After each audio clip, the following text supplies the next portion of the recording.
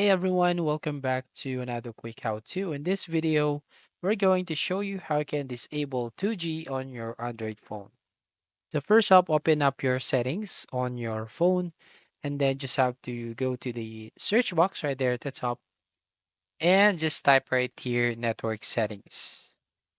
Now you just have to find the network settings over here and then tap on that. So if you don't have that settings, you just need to go back and select on the SIM cards and mobile networks. So from here, you just have to select the SIM card number and then go to preferred network type.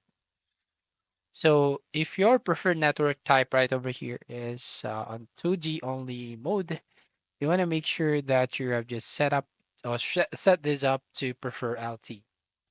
So that's all. Thank you for watching. Please like and subscribe and see you on the next video.